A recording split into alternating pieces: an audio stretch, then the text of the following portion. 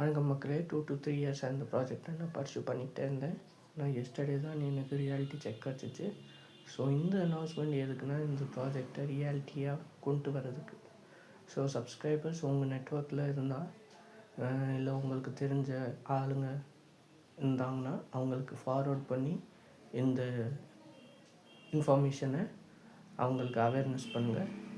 அதுக்கப்புறம் shout out to YouTubers, to those who I would like to collab or work with them, like Fully Scripted, Knuckleheads, Mic Set and Black Sheep, and any channel which are interested in this work.